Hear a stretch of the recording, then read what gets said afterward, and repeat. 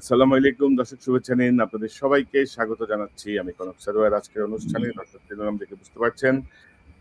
General Waker গতকাল বাংলাদেশ সেনাবাহিনীর সকল সেনানিবাসের অফিসারদেরকে অনলাইনে এবং ঢাকা সেনানিবাসে যারা উপস্থিত ছিলেন প্রত্যেককে একটি অফিসার্স অ্যাড্রেস বলা হয়, সেই অ্যাড্রেসটি করেছেন। সেই অ্যাড্রেসটি নিয়ে আমরা কথা বলবো। পাশাপাশি আহ, গত পরশুদিন রাতে আমি জরুরি অবস্থা জারির পায়তারা একটি অনুষ্ঠান করেছিলাম, সেই প্রসঙ্গটি এবং আরো বেশ কিছু ভোট পাকানোর চেষ্টা চলছে। এই সার্বিক বিষয়গুলো নিয়ে আমাদের একটু মনোযোগ দেওয়া উচিত, সেই প্রসঙ্গটি নিয়ে আমরা কথা বলবো। আজকে আমার সঙ্গে কথা বলতে যোগ দিচ্ছেন লেফটেন্যান্ট কর্নেল শামসুল ইসলাম। শামস ভাই, আপনাকে স্বাগত জানাচ্ছি। আপনি সেনাবাহিনীর পরিবর্তিত পরিস্থিতির আগে থেকেই সেনাবাহিনীর কল্যাণে অনেক রকমের উদ্যোগের সঙ্গে যুক্ত। আপনি 5ই আগস্টের আন্দোলনের সঙ্গে সরাসরি যুক্ত ছিলেন সেনাবাহিনীর পক্ষ থেকে। আপনাকে স্বাগত জানাচ্ছি আজকের অনুষ্ঠানে। অনেক ধন্যবাদ কনক ভাই। It's always a pleasure coming back. আপনার আমাকে আজকে সুযোগ দেওয়ার জন্য আপনাকে অনেক ধন্যবাদ। আপনাকে ধন্যবাদ। এবং দর্শক আমাদের সঙ্গে যোগ দিচ্ছেন আপনাদের প্রিয় মানুষ, আমার চ্যানেলের নিয়মিত অতিথি মেজর সুমন আহমেদ। সুমন ভাই, আপনাকে স্বাগত জানাচ্ছি আজকের অনুষ্ঠানে। আসসালামু আলাইকুম। ওয়ালাইকুম আসসালাম। প্রথমে একটু আপনাদেরকে বলি, আসলে আপনারা জানেন যে সার্বিক পরিস্থিতি কিন্তু একটু জটিল, একটু ঘোট পাকানোর চেষ্টা চলছে, বিশেষ করে পলাতক হাসিনার অনুসারীরা যেভাবে আপনার চারিদিকে নানা অপপ্রচার এবং উস্কানি ছড়াচ্ছে, তাতে আমরা দেখলাম যে কিছু, আমি জাস্ট একটু বলি যে আপনি জেনারেল ওয়াকার, ভেরি আনফর্চুনেটলি আমার দর্শকরা অধিকাংশ এটা বুঝতে পারেন নাই যে কি বলতে চেয়েছি। পায়তারা মানে হচ্ছে একটি ঘোট পাকানোর চেষ্টা, একটি ষড়যন্ত্র চলছে। এবং আপনারা যদি দেখেন যে 25শে ফেব্রুয়ারি সেনা প্রধানের রাওয়া ক্লাবের ভাষণ, তার যে হুঁশিয়ারি, ফুলের স্টপ, স্বাধীনতা সার্বভৌমত্ব বিপন্ন হওয়ার আশঙ্কা, পরবর্তীতে হাসনাত আবদুল্লাহদের সাথে ইনফর্মাল যে বৈঠক, সেই বৈঠক থেকে আবার হাসনাতের যে ফেসবুক স্ট্যাটাস, আবার উপদেষ্টা আসিফের যে ভিডিও বক্তব্য, সবকিছু মিলিয়ে জেনারেল ওয়াকারকে এক ধরনের মেলাইন করার চেষ্টা ছিল। মানে মেলাইন বলবো, মানে জেনারেল ওয়াকারকে এক ধরনের বিতর্কের মুখে ঠেলে দেওয়ার চেষ্টা হচ্ছিল। হাসনাতের এই স্ট্যাটাসের পরে সেনানিবাসকে ঘিরে বিশেষ নিরাপত্তা ব্যুহ তৈরি করা হয়েছিল। তার দুদিন পরে 5জন লেফটেন্যান্ট জেনারেল, 9জন মেজর জেনারেলের উপস্থিতিতে 46 ব্রিগেড সহ সকল ব্রিগেড কমান্ডারদের উপস্থিতিতে একটি বৈঠক হয়। এবং আমার ধারণা যে তথ্য একটি বিশেষ সূত্রে আমার কাছে এসেছে, যে রিপোর্টটি, সেই রিপোর্টে আমরা দেখেছি ধরেন এইসব আলোচনা তো ইনফর্মাল হয় না, যে ভাই দেশের কি অবস্থা, বোধহয় ইমার্জেন্সি ছাড়া উপায় নাই, এরকম কিছু কথাও সেখানে আলোচনা হয়েছে। তো সব মিলিয়ে যেটি মনে হচ্ছিল যে একটি জরুরি অবস্থা জারির যে পায়তারা, একটি প্রচেষ্টা, কারণ জরুরি অবস্থা জারি হলে এই মুহূর্তে সকল কিছুই ভেস্তে যাবে, সকল কিছুই ভণ্ডুল হয়ে যাবে।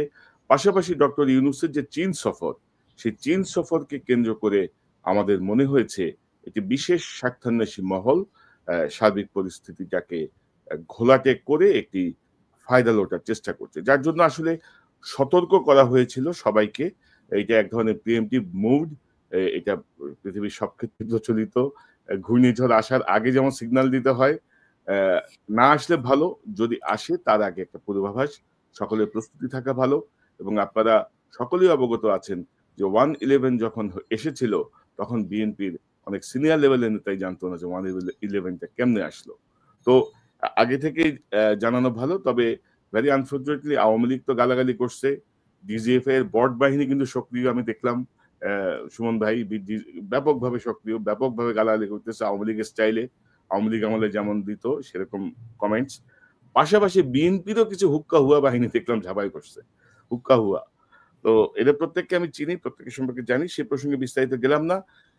এবং দর্শক, এই যে ঘোট পাকানোর কথা আমরা বলছি, তার একটা নিয়ামক হচ্ছে ইতিমধ্যেই গত কয়েকদিন আগে একটি টেলিফোন আলাপ, সাম মেজর হাফিজ, তার সাথে এক চিটারের একটি টেলিফোন আলাপ মার্কেটে ছেড়ে দেওয়া হয়েছে। সেখান থেকে একটু আমি জানি ইতিমধ্যে আপনারা হয়তো শুনেছেন, তারপর আমি একটু শোনাতে চাই, জাস্ট আমাদের আলোচনাটাকে এগিয়ে নিয়ে যাওয়ার জন্য। বলার চেষ্টা হয়েছে যে জেনারেল ওয়াকার এই মেজর হাফিজকে ডেকে বলেছেন যে নির্বাচন হবে, আওয়ামী লীগ আবার নির্বাচনে আসবে, এই ছেলে বলা, এই চিটার মিনহাজ নাকি তার নাম, ইতিমধ্যে তার নামে নিউজ দেখলাম সোশ্যাল মিডিয়ার বেশ সরব তার তথ্য নিয়ে। সে বলার চেষ্টা করছে যে শেখ হাসিনা নাকি চুপ্পুকে বলেছিলেন জরুরি অবস্থা জারি করে ক্ষমতা নিয়ে নিতে, চুপ্পু নেয় নাই, তিনি তার উপর খুবই খাপা, এবং এই দাবি করছে যে প্রেসিডেন্ট ট্রাম্প তার নির্বাচনের আগে তার যে নির্বাচনী কি বলবো এজেন্ডার মধ্যে বা তার টুইটে যে লিখেছেন যে হিন্দু নির্যাতনের প্রসঙ্গে বাংলাদেশে, সে নাকি এটা লিখে দিয়েছে, প্রেসিডেন্ট ট্রাম্পের ওই টুইট সে ড্রাফট করে দিয়েছে।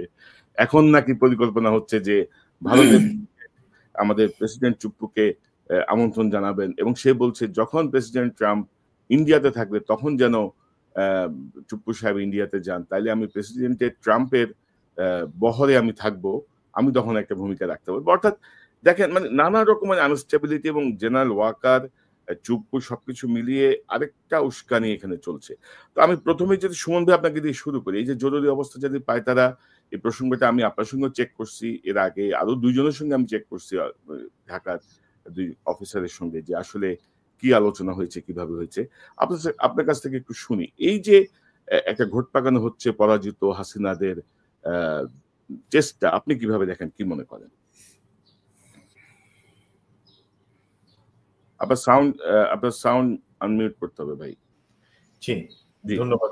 তো চেক করার কথাটা যেহেতু বললেন, আপনার মনে আছে যে যখন চেক করেন, আমার কিন্তু প্রথমে ইনস্ট্যান্ট রিয়াকশনটা ছিল যে এই ধরনের কোনো সিচুয়েশন এখন হইতে পারে না, বা আমি দেখি না ক্রিটিক্যাল অ্যানালাইসিস করে। তার কারণটা কি ছিল আমি আপনাকে বলি। প্রথমত অনেক ঝড় ঝাপটা বা আশপাশে অনেক কিছুই হচ্ছে যেগুলো মিলানো যাচ্ছে না, বাট তারপরেও ইম্পর্টেন্ট হচ্ছে স্ট্যাবিলিটির জায়গায় কিন্তু আমাদের অন্তর্বর্তী সরকার এবং সেনাবাহিনী তাদের আন্ডারস্ট্যান্ডিংটা এখন আরো মজবুত। বাট একটা জিনিস তো ঠিক আছে, সবসময় এটা চলে যে আপনি তো বলেন নাই কখনো যে এটা হবে, আপনি হুঁশিয়ারি দিচ্ছেন যে এমন একটা পায়ে তারা চলছে। ওই নাসিরুদ্দিন হোজ্জার গল্পের মতন, যে গ্লাস দিল, যে পানি সহ একটা থাপ্পড় মেরে দিল মেয়েটাকে, তুই থাপ্পড় মারলেন কেন? গ্লাস ভাঙার পরে তো থাপ্পড় মেরে লাভ নেই, আগেই মেরে দিলাম যদি তাতে হুঁশ থাকে। হয়তো এইভাবে আপনি জিনিসটা দেখছেন। এখন আমাদেরকে কিন্তু আরেকটা জিনিস একটু খেয়াল রাখতে হবে, যে আমাদেরকে যারা স্ট্যাবিলিটিটা ব্রেক করে দিতে চায়, সরকার, সেনাবাহিনী, জনগণ, রাজনৈতিক দল, তাদের মধ্যে একটা বিভেদ তৈরি করে, একটা শঙ্কা তৈরি করতে চায়, অথবা এখন বর্তমান সরকার যেই সংস্কারের কাজগুলো নিয়ে আগাচ্ছে সেই কাজগুলোকে ভণ্ডুল করে দিতে, তারা কিন্তু আপনি বলেন কি না বলেন সবসময় চাবে যে আমাদের এই ধরনের একটা সিচুয়েশন তৈরি হোক যেখানে জরুরি অবস্থা জারি করতে সরকার বাধ্য হবে। এবং জরুরি অবস্থা জারি যে সেনাবাহিনীর প্রেসারে হবে, এটা কিন্তু খুব কম জায়গায় হয়। আপনি ভারতের ইতিহাসে তাকান, আমাদের ইতিহাসে তাকান, জরুরি অবস্থাটা সরকার যখন একটা বেকায়দায় পড়ে যায়, ধরে না আমি বলি আজকে আওয়ামী লীগ যেই ইতরামিগুলা করতেছে, অথবা আমাদের পার্শ্ববর্তী দেশ থেকে আমাদেরকে স্ট্যাবিলিটিটা নষ্ট করার জন্য যেই ধরনের কাজ হচ্ছে, দেশে ধরেন অভ্যন্তরীণ একটা, তো এই যে কোনো সময় একটা সরকারকে কিন্তু বাধ্য করতে পারে জরুরি অবস্থা জারি করে সিচুয়েশনটা কন্ট্রোলে নেওয়ার জন্য। বাট সরকার করতে চায় না কেন? তাহলে সরকারের দুর্বলতাটা প্রকাশ পায়, যে সরকার ম্যানেজ করতে পারতেছে না।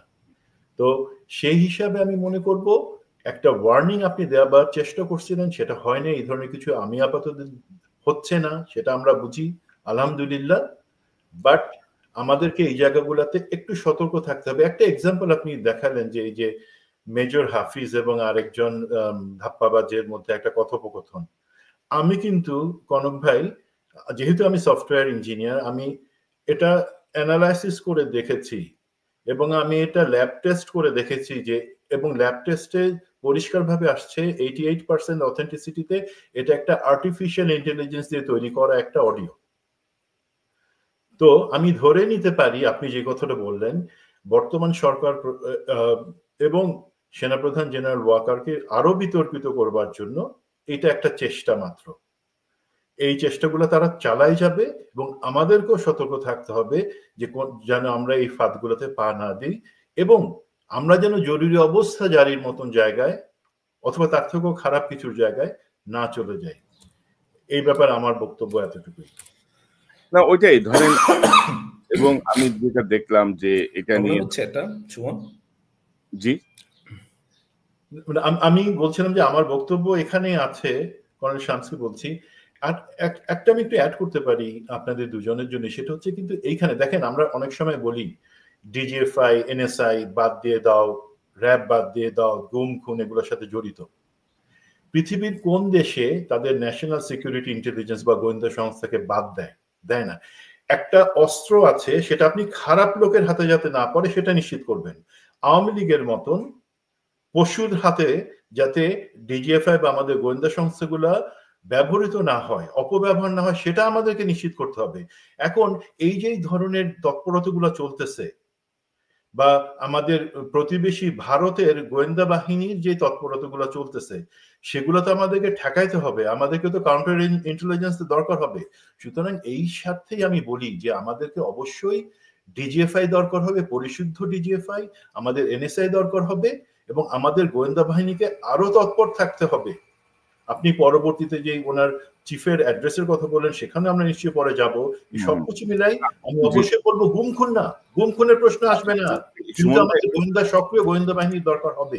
সুমন ভাই, উদ্ভূত যে পরিস্থিতি, অর্থাৎ যে জটিলতা তৈরি হলো বিশেষ করে হাসনাত আব্দুল্লাহ স্ট্যাটাসের পরে, এটা কিন্তু অনেকটা জটিল পরিস্থিতি তৈরি হলো। কিন্তু এর মধ্যে আরো কিছু বিষয় যেগুলো নিয়ে আমরা বিভিন্ন সময় কথা বলেছি, এই যে ধরেন দোজ পিপল যারা প্রত্যক্ষভাবে অনেক অপকর্মের সঙ্গে যুক্ত, তারাও কিন্তু এখন বিভিন্ন জায়গায় বহাল। কারণ ওয়াকার সাহেব তার উদারতার কারণে হোক, ভালোবাসার কারণে হোক, মানে তার সেনা প্রীতির কারণে হোক, তারা ধরেন যেই উনি সবাইকে শপথে বহাল রেখেছেন। তো এটাও কিন্তু একটা ঝুঁকির জায়গা, কিন্তু আমরা যেটা মনে করি, তার জন্য ধরেন আমাদের চিন্তার জায়গাটা বা উদ্বিগ্নতার জায়গাটা ও এরকমই আর কি। তো কর্নেল শামস, আপনি কি শুনতে পাচ্ছেন আমাকে? শামস ভাই আমাকে শুনতে পাচ্ছেন?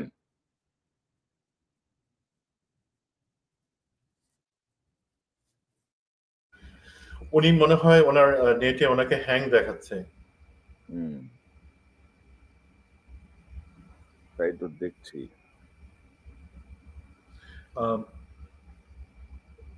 আমি কি ওনার ফোনটা একটু নিতে পারি? উনি সম্ভবত ফোনে না, আমি রিং দিচ্ছি, উনি রিং দিচ্ছেন আমাকে। আপনাকে আমরা হ্যাং দেখতে পাচ্ছি স্যার। উনি বের হয়ে আবার ইন করুক। আপনি আবার জয়েন করতে পারেন স্যার। একবার আউট হয়ে আবার ইন করুক। আপনি you can join again, we are on the line. তো এই আঙ্গিকে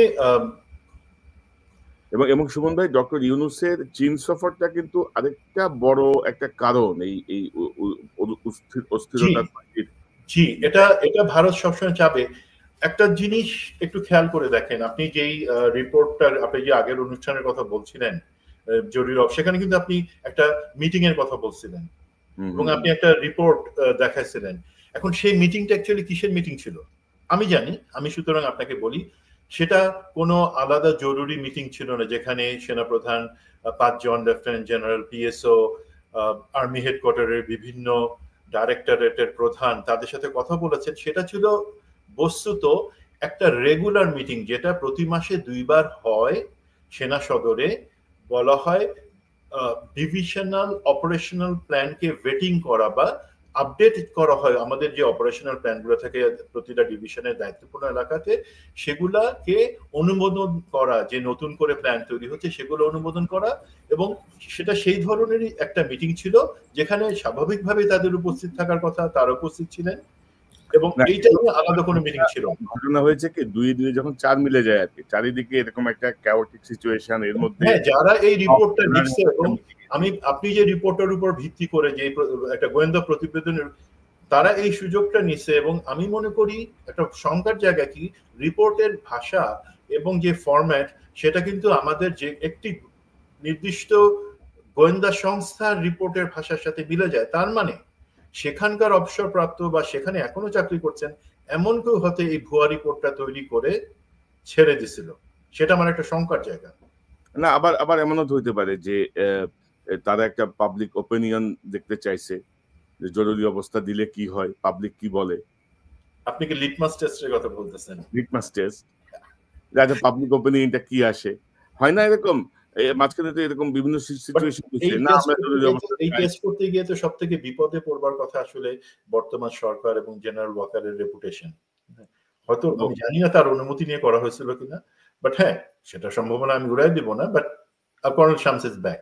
মানে জি শামস ভাই, আপনি কিভাবে দেখেন এই যে জরুরি অবস্থা বা এই সবকিছু মিলে আপনি কি মনে করছেন? শামস ভাই তো আপনার হ্যাং হয়ে গেছে।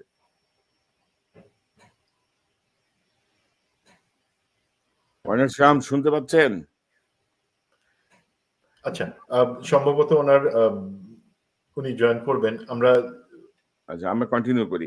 তো এর মধ্যে ধরেন আমার ধারণা যে মানে আমি যেটা মনে করছি যে আমাদের দর্শকরা হয়তো মনে করছিল যে যারা আমাদের রেগুলার দেখেন আমার চ্যানেল, তারা হয়তো ভাবছিল যে আমি যে বলছি যে 24 তারিখে সেনা কর্মকর্তাদের উদ্দেশ্যে অ্যাড্রেস সেনা প্রধানের বক্তব্য রাখবেন তিনি ওনারা হয়তো ভাবছে যে জরুরি অবস্থা বুঝি এই পদ্ধতিতে ঘোষণা হয়। জরুরি অবস্থা কখনো এই পদ্ধতিতে ঘোষণা হয় না। বাট এগুলো হচ্ছে আমাদের অতীত যে অভিজ্ঞতা বলে বা অতীতের যে পর্যবেক্ষণ, সেগুলো হচ্ছে যে সবার সমর্থন নেয়া, সবার সঙ্গে একটা করা, নিজের কমান্ডকে প্রতিষ্ঠা করা, অনেক রকম বিষয় থাকে। আমি মনে করি না যে জেনারেল ওয়াকার এই মুহূর্তে সেই জাতীয় পদক্ষেপে যাবেন। তিনি যান এটা আমরা চাই না। এটা একমাত্র চায় এখন হাসিনার অনুসারীরা। তারা মনে করে যে একমাত্র জরুরি অবস্থা দিয়ে যদি ইউনূস সরকারকে সরানো যায়, তাহলেই তাদের জন্য আবার ভাগ্য খুলে যাবে। কর্নেল শামস আবার জয়েন করছেন। আমি একটু দেখি ওনাকে পাই কিনা।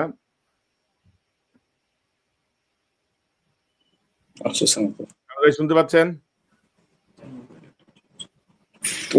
হ্যালো, এখন শুনতে পাচ্ছেন আমাকে? শুনতে পাচ্ছি, জি। শামস একটু বলেন তো এই যে বিষয়গুলো নিয়ে আমরা কথা বলছিলাম, আপনার কাছ থেকে একটু শুনি আপনি কিভাবে দেখছেন, কি মনে করেন? এই যে সার্বিক যে জটিল পরিস্থিতি, একটা ঘোলা যে পরিস্থিতি তৈরি করা। অ্যাকচুয়ালি গত 1 মাস ধরে কতগুলো ঘটনা ঘটেছে, যার পরিপ্রেক্ষিতে কিছু কনফিউশন তো তৈরি হয়েছে বটেই।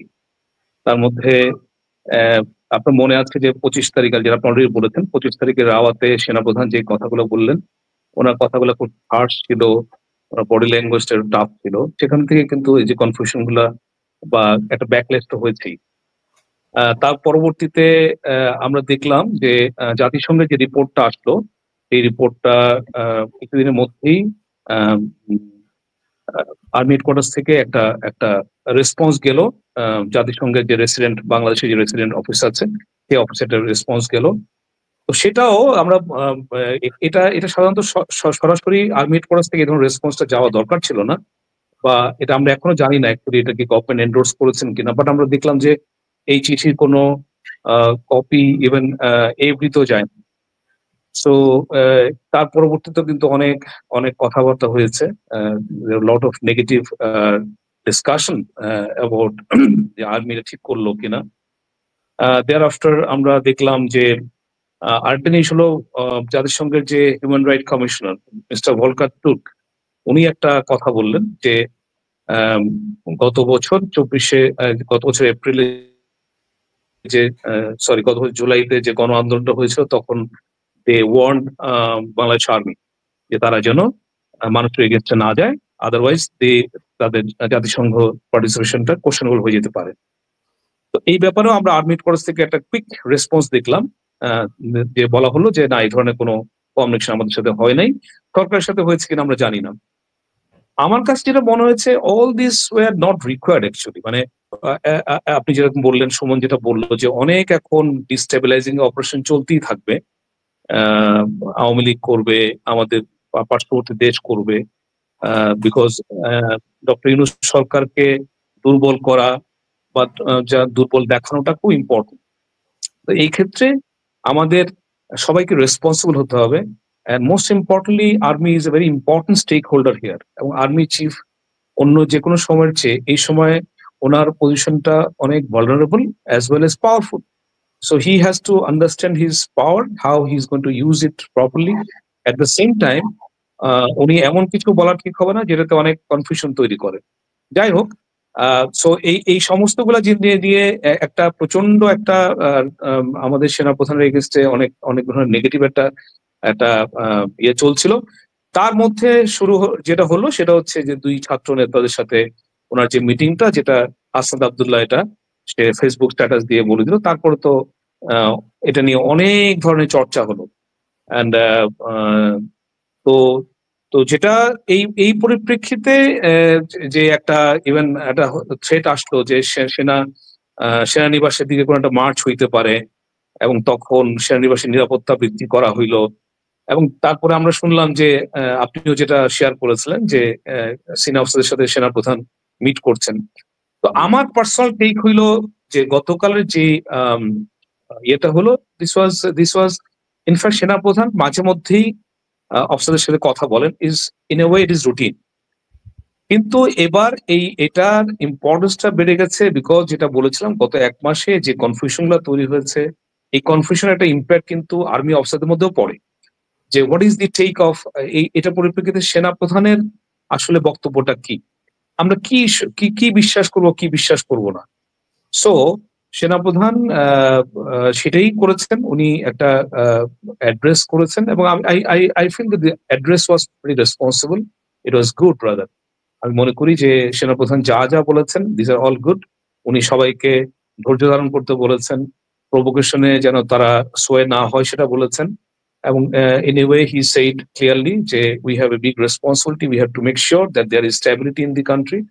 তো গতকালের এটা আমার কাছে ভালোই মনে হয়েছে। This was very important actually সেনাপ্রধান, আর সেনাপ্রধানের জন্য একটা কানেকশনটা immediate connection with his officers it was required, তো সেটা হয়েছে। আর আপনি যেটা বললেন যে একটা স্পেকুলেশন ছিল যে জরুরি অবস্থা ঘোষণা করা হবে কি হবে না, ইনফ্যাক্ট আমরা যারা কিনলি অবজার্ভ করি আর্মিকে, এই মুহূর্তে জরুরি অবস্থা ঘোষণা হওয়ার মতো কোনো স্কোপও নাই, মানে কোনো কারণও নাই। In fact government is not doing bad actually, they are বিপ্লব পরবর্তী সময়ে যে কনফিউশন গুলো হয়, যেখানে we are actually fighting a very deadly enemy, তো তাদের কাছ থেকে এই ধরনের জিনিসগুলো হতেই থাকবে। এই ডিসইনফরমেশন অপারেশন চলতে থাকবে, ডিস্টেবিলাইজেশন অপারেশন চলতে থাকবে, কিছু ইভেন কিছু law and order plan law and order problem তৈরি করা হবে।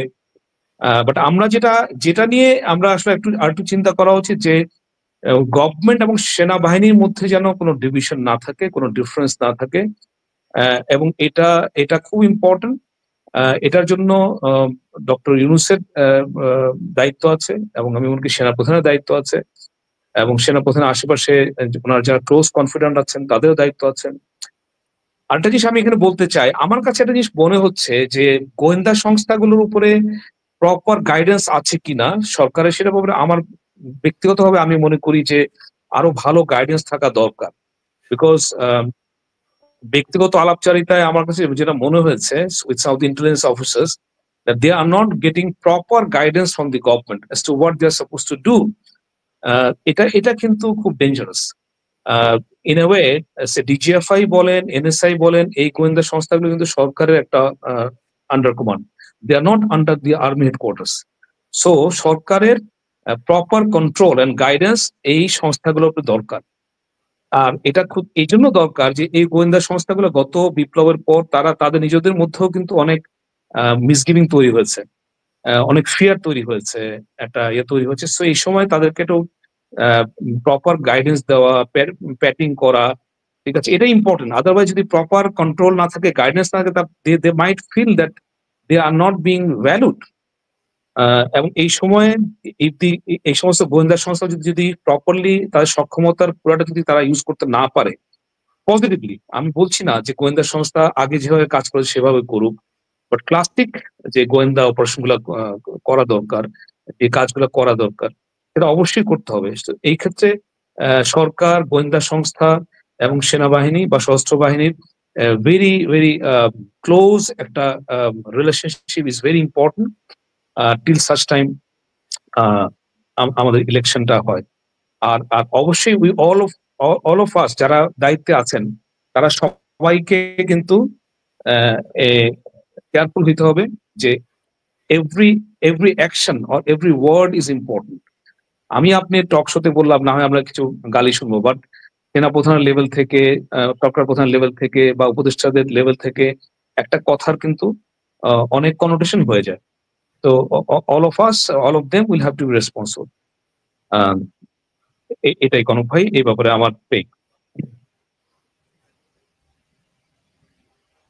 জি, আমার মনে হচ্ছে যে আমাদের আপনি যেটা বললেন যে গোয়েন্দা সংস্থা বা আমাদের যে এজেন্সি গুলো আছে এগুলো কি কাজ করছে এই জায়গাটায় নিশ্চয়ই কিছু প্রশ্ন অবশ্যই আছে।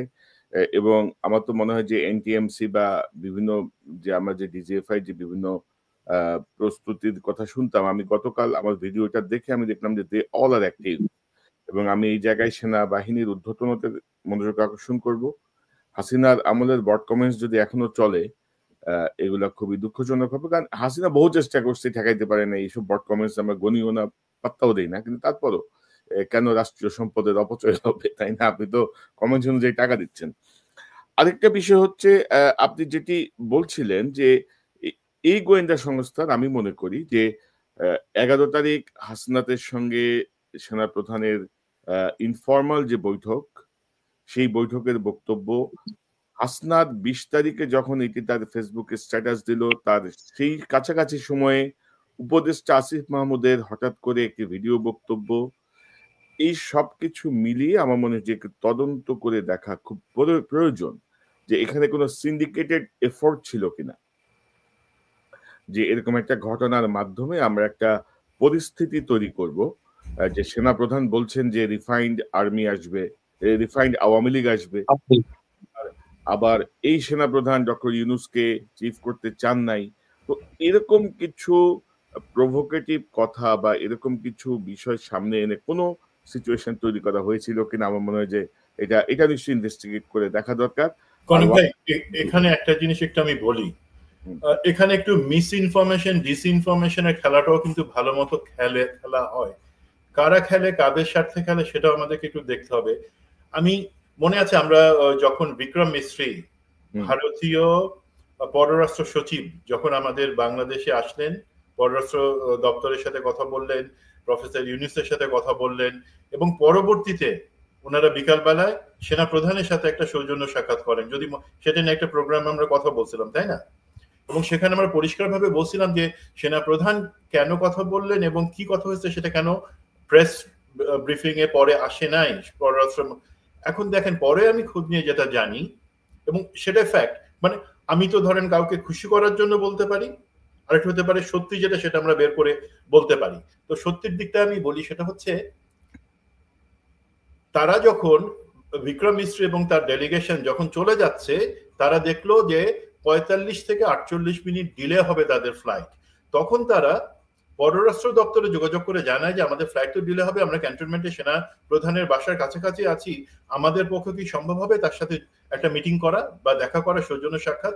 তখন কিন্তু পররাষ্ট্র মন্ত্রণালয় সেনাপ্রধানকে বলে যে তারা আছে, আপনার কি সময় হবে? সেনাপ্রধান বলে যে তাহলে আপনারা প্রধান উপদেষ্টাকে জানান, ওনার ব্লেসিং নিয়ে তাহলে আমি করি। প্রধান উপদেষ্টাকে জানানো হয় এবং পররাষ্ট্র মন্ত্রণালয়ের সাথে সেনাপ্রধান টকিং পয়েন্টস গুলা কি কি বলবেন সেটা ঠিক করে নেন।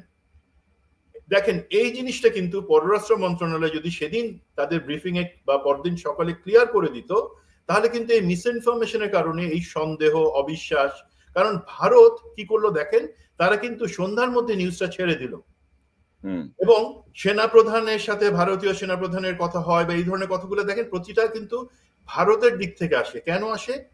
তারা কিন্তু চায়, ধরেন আমি এবং আপনি মিলে একটা ষড়যন্ত্র করতেছি, আপনি কিন্তু কখনো বলবেন না যে আপনার সাথে আমার কথা হইতেছে কোনো গুরুত্বপূর্ণ, প্রতিদিন কথা হয় ষড়যন্ত্রের কথা। যখনই তারা এটা বলে, তারা অ্যাকচুয়ালি বলে প্রমাণ করতে চায় যে আমাদের মধ্যে কিছু একটা ষড়যন্ত্র হইতেছে, চুপি চুপি আমরা কিছু করতেছি। সত্যি হইতো তারা কিন্তু এটা চুপ থেকে যাইতো। তো দেখেন, পররাষ্ট্র মন্ত্রণালয়কে আমি বলবো আপনারা এটার ব্যাখ্যা দেন নাই। এখনো আমি যদি ভুল বলে থাকি, আপনারা এখনো ব্যাখ্যা দিয়ে বলেন যে আমি ভুল, অথবা আপনারা তখন ভুল করছিলেন। তেমনি ভাবে হাসনাত এবং সার্জিসের যে সাক্ষাৎকার, সেখানে কিন্তু আমি সার্জিস তারা দুইজন ক্যান্টনমেন্টে গেছিলেন, একই সময় একটা ভিডিও ইন্টারভিউ দিছিলেন। হাসনাত সার্জিসের এই যাওয়াটা আমি এক্ষেত্রে সেনাপ্রধানকে দায়ী করব অন্য একটা ব্যাপারে।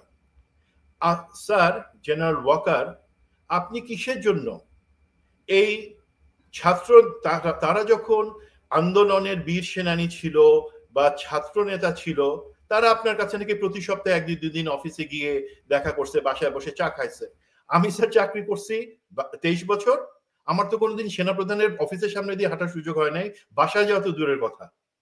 আপনি তাদেরকে, ঠিক আছে, তাদেরকে আপনি আদর করতেন, তাদের মতো আরো অনেককে আদর করতেন, বাসায় যেতে দিতেন, কিন্তু যেই মুহূর্তে তারা একটা রাজনৈতিক দলের নেতা হয়ে গেছে, কিভাবে তারা আপনার বাসায় যায়? আপনি কি কখনো চিন্তা করতে পারেন যে আপনি সেনাপ্রধান, একটা সরকার আছে, রাজনৈতিক নেতারা এরা ছাড়াও কিন্তু এই দুইজন ছাড়াও অনেক বড় রাজনৈতিক নেতারাও কিন্তু তার বাসায় যাওয়া আসা করেছেন। কিভাবে তারা যাবেন এবং কেন যাবেন? এবং যদি যায় সেক্ষেত্রে পারমিশনের দরকার আছে, এবং পরে একটা নোট পাঠানোর দরকার আছে, আসছিল এবং এই ব্যাপার নিয়ে তারা আলাপ করে গেছে। এটা কিন্তু স্বাভাবিক জিনিস না। অনেক জিনিস আপনি আপনার হয়তো স্নেহ বা অন্য কারণে অ্যাকসেপ্ট করে নিয়েছেন স্যার, এই জিনিসটা নর্মের কারণে সেটা আপনার জন্যই ক্ষতিকর। সেটাকে আপনি একজন সেনাপ্রধান, আমি বোকামি বলবো না, বাট এটা কিন্তু সঠিক না। এই জিনিসটার কারণে একটা সুযোগ তৈরি হচ্ছে, একটা সন্দেহ তৈরি হচ্ছে। এবং দেখেন এখন আপনি দেখেন তারপর একটা পোস্ট এসেছে যেখানে তারা চা খাইতে গেছিল আপনার কাছে, অথবা কোনো ব্যাপার নিয়ে নালিশ করতে গেছিল। তবে সুমন ভাই, আপনি যেটি বলছেন যে পলিটিক্যাল গভর্নমেন্ট নাই বা পরিবর্তিত যে পরিস্থিতি, ছাত্রদের আন্দোলন বা সবকিছু মিলিয়ে যে পরিবর্তিত পরিস্থিতি, এবং ডক্টর ইউনূস আসলে যেভাবে চাচ্ছেন, ডক্টর ইউনূস কিন্তু ওইভাবে হস্তক্ষেপ করছেন না সেনাবাহিনীর বিষয়ে। বা ধরেন ডিজিএফআই যেভাবে ডক্টর ইউনূসকে বা অতীতে প্রাইম মিনিস্টারকে কন্টিনিউয়াস রিপোর্ট দিতেন, সেই জাতীয় রিপোর্ট আসলে ডক্টর ইউনূস নেন কিনা বা পান কিনা সেটাও আমার সন্দেহ আছে। তো একটা ফ্রি স্টাইল ব্যাপার কিন্তু আছে রে ভাই এর মধ্যে, আমরা যেভাবেই বলি একটা ফ্রি স্টাইল। কারোর জন্যই ভালো না, সেনাপ্রধানের জন্য ভালো না, সেনাবাহিনীর জন্য ভালো না, দেশের জন্য ভালো না। জি, তো আমি এখানে একটু অ্যাড করতে চাই সুমনের, যেটা I fully agree Suman. In fact যখন 5ই অগাস্টে যখন বিপ্লব হয়ে গেল, তখন 5 থেকে 8 তারিখ পর্যন্ত অফকোর্স সেনাপ্রধান বা সেনাবাহিনীর একটা ইম্পর্টেন্ট রোল ছিল টু স্টেবিলাইজ দ্য সিচুয়েশন, যে পলিটিক্যাল ট্রানজিশনটাতে they help, and we are very grateful to them. But thereafter, it is consciously the army leadership should take a back seat vis-a-vis the political decision making বা political যে discourse গুলো হচ্ছে, এগুলা প্রচন্ড confusion তৈরি করে। আমি আরো জানি যে বিপ্লবের প্রথম থেকে সেনাপ্রধান বা মিলিটারি লিডারশিপ বেশ কিছু পলিটিক্যাল পার্টির সাথে বসেছে। প্রথমে জামাতের দিকে তাদের একটা টিল ছিল, হ্যাঁ। তো এগুলাতে ইভেন এরকম শুনেছি যে বলা হয়েছে যে ইসলামিক পার্টিগুলোকে তো আপনারা তো নিজেরাই ক্ষমতায় আসতে পারেন, এরকম তাদেরকে একটা ইয়ে দেওয়া হয়েছিল যে ওয়াই ডোন্ট ইউ, আপনারা একটা আমব্রেলা তৈরি করে আসেন না কেন। তো এগুলা হয় কি, এখন আমরা একটা পলিটিক্যাল ট্রানজিশনের মধ্যে আছি। তো এই সময়ে আসলে আমাদেরকে মানে as a matter of principle, army should not step into political discourse, period. এটা করার দরকার নাই। কারণ আমাদের এমনিতে এখন অনেক পলিটিক্যাল ডায়লগ চলতেছে, অনেক সংস্কার কমিটি চলতেছে, এখানে ডেফিনেটলি অনেক কারেন্ট আন্ডার কারেন্ট থাকবে, that's what is expected. But চলুক, এইভাবে আসলে কাউকে ডেকে নিয়ে এসে আমরা রিফাইন্ড আওয়ামী লীগ চাই, এই জিনিসটা উনি হয়তো ব্যক্তিগত আলাপচারিতাই বলেছে, আমি মনে করি না এটা খুব সিরিয়াস ছিল, বাট এটাই বলা দরকার নেই। এগুলোই অনেক কনফিউশন তৈরি করে। তো আমরা চাইবো যে ভবিষ্যতে যেটা হয়েছে যাই হোক, এখন থেকে আমরা চাইবো না যে দেয়ার ইজ মানে unnecessary meddling in the politics, বা হয়তো প্রপার মেডলিংও না, বাট যেটা শোনা যায় এই কথাগুলা we have to be very careful. এটা আমি মনে করি ইট ইজ ইম্পর্টেন্ট। এবং আমি জানি অনেক ভাই নেক্সট টপিকে যাচ্ছেন, এক্ষেত্রে আমি সেনাপ্রধানের সাথে একসাথে রাজনৈতিক দলগুলোকে বলবো, আপনারা কতটুকু গরিব হয়ে গেছেন? আপনারা কেন ধর্ণা দিয়ে সেনাপ্রধানের সাথে আপনাদেরকে দেখা করতে হবে? এবং এখানে তো হাসনাত এবং সার্জিসকে সেনাপ্রধান দেখে নেন নাই, তারা জোর করে জিত করে তার বাসায় গিয়ে দাঁড়ায় আছে। তো এই জিনিসগুলো প্লিজ অ্যাভয়েড করুন আপনারা সবাই। আরেকটা বিষয় কি শামস ভাই এবং সুমন ভাই, যে ধরেন আমাদের সঙ্গে তো বিভিন্ন জনের কথা হয়, বিভিন্ন বিষয় নিয়ে আলোচনা হয়, হয়, এখানে কিছু জেন্টেলম্যান এগ্রিমেন্টস বলে কিছু বিষয় থাকে, বা অফ দ্য রেকর্ড বলে কিছু বিষয় থাকে, ট্রাস্টের কিছু বিষয় থাকে। তো সেটা আপনি পাবলিক করে দিবেন। তো আপনি পাবলিক করলেন, পাশাপাশি যখন আরেক উপদেষ্টা তার সিটিং চেয়ারে থেকে আর্মি চিফকে নিয়ে এরকম একটা বিস্ফোরক মন্তব্য করলো, তো এগুলোর আসলে সূত্র কোথায়? আমার মনে হয় যে এগুলো উন্মোচন করা খুব জরুরি। তো আমরা যদি একটু সেনাপ্রধানের অ্যাড্রেসে যাই, তুমি অনেক ভালো ভালো কথা বলেছেন, হাদিসের রেফারেন্স দিয়েছেন যে রিয়াক্ট করো না, রাগকে দমন করতে হয়, ভালো কথা। তো আমাকে আবার একজন মেসেজ দিচ্ছেন যে সেনাপ্রধান কার উপর রাগ দমন করতে বলছেন? এটা কি ইউনূস সরকারের উপরে রাগ, নাকি কেন, কি রাগ দমন করবে সেনাবাহিনী? যাই হোক, তো উনি খুবই ভালো কথা বলেছেন, মানে খুবই এটাকে কি বলবো যে মানে এক ধরনের গাইডেন্স, এক ধরনের অভিভাবকত্ব সুলভ বক্তব্য তিনি দিয়েছেন, এবং তার কথাতেও তার পুরো বক্তৃতায় কিন্তু ঘুরে ফিরে এসছে যে সেই উস্কানির কথাই আসছে। আমার মনে হয় যে সেনাপ্রধানও বোধহয় এই আওয়ামী প্রোপাগান্ডা বা সার্বিক সবকিছু আপনারা নিশ্চয়ই পেয়েছেন না? গত ৩ মাস ধরে দেখেন রাতে ৪টার সময় ফোন আসবে, ডক্টর ইউনূস তো পদত্যাগ করছে, ডক্টর ইউনূস তো পালায়ে গেছে, সুইজারল্যান্ড থেকে তো আর ফিরতেছে না, সেনাবাহিনী ক্ষমতা নিয়ে নিচ্ছে। হ্যাঁ, মানে এটা ওপেন টক শোতে বলা হচ্ছে, কিন্তু এক এক আমি নাম বললাম না এখানে, ওই ওই লোকের নামের আগে লেফটেন্যান্ট কর্নেল লাগায়, আমি দেখলাম উনি বলতেছে আজকে তো শুক্রবার, মনে হয় রবিবারে বোধহয় নতুন সরকার শপথ নিচ্ছে। এটা তো ৩ মাস আগের কথা। আপনি আপনি নাম নিবেন না, বাট আমরা আমি জানি না অবশ্য কে। তো এখন এই যে প্রোপাগান্ডা, ডক্টর কলিমুল্লাহ ডক্টর কলিমুল্লাহর ব্যাপারে উনি একজন শিক্ষক মানুষ, সুতরাং আমার এখানে বলার কিছুই নাই, বাট আমার মনে হয় ওনাকে আমাদের একটু কেয়ার করা উচিত ওনার চিকিৎসার জন্য, বিশেষ করে ওনার জিহ্বার চিকিৎসার জন্য। আমি দেখেছি সেই আওয়ামী লীগের প্রথম ৩টা বছরে উনি যেভাবে আওয়ামী লীগকে চেটেছেন, ওনার জিহ্বা ক্ষয় হয়ে যাওয়ার কথা অর্ধেক। তো ওনার সুস্বাস্থ্যের জন্য আমার মনে হয় ওনার জিহ্বার ট্রিটমেন্টটা প্রথমে করা উচিত। এই যে ধরেন প্রোপাগান্ডা গুলো, এগুলো কিন্তু মানুষের উপরে প্রভাব ফেলে কিন্তু না। হঠাৎ করে যে বলছে যে তেজগাঁও এয়ারপোর্ট প্রস্তুত, পলাতক হাসিনা ফিরে আসতেছে, দেখেন আপনি প্রতিদিন পাবেন কিন্তু হাসিনার এসব প্রোপাগান্ডা। তো এই জায়গাগুলো আমার মনে হয় যে তিনি উস্কানির কথা বলেছেন, এবং আমি আজকে কয়েকটা পত্রিকায় দেখলাম এটা নিয়ে সংক্ষিপ্ত নিউজ হয়েছে। তো সেনাপ্রধান আরো বলেছেন তিনি অস্থিতিশীল পরিস্থিতি কাম্য নয় বলেছেন, তিনি গণতন্ত্রের উপরে জোর দিয়েছেন, গণতন্ত্রের শেষ ভরসা, সবাইকে তিনি এক থাকতে বলেছেন।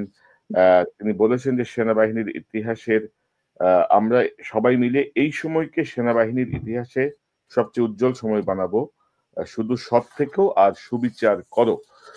খুবই ভালো কথা, অর্থাৎ খুবই ভালো কথা, যে বিষয়গুলো আমি মনে করি যে একটা প্রভাব ফেলবে। তিনি বলছেন যে কোনো কাজে যাওয়ার আগে জেনে শুনে বুঝে নেবে কি করতে যাচ্ছ, ঠিক না ভুল, অ্যাক্ট ডিসিসিভ, যেখানেই যাবা কাজ করবে। এই বিষয়গুলো খুবই ভালো। মিস ইনফরমেশন, প্রোপাগান্ডা আর গুজব হতেই থাকবে, তোমরা ইউনাইটেড থেকো। তো আমার মনে হয় যে ভালো, এটাও ধরেন, এটা তো আমি মনে করি যে যে প্রোপাগান্ডা পলাতক হাসিনার বাহিনী করছে, সেই জায়গাটাকে আপনার নিরুৎসাহিত করবে বা সবাইকে একটু শক্তিশালী হতে সাহায্য করবে, যে না, সেনাপ্রধান এই জাতীয় কিছু ভাবছেন না, সেনাপ্রধান এই জাতীয় যাচ্ছেন না। মানে আমার মনে হয় যে এই বিষয়টা আছে। তো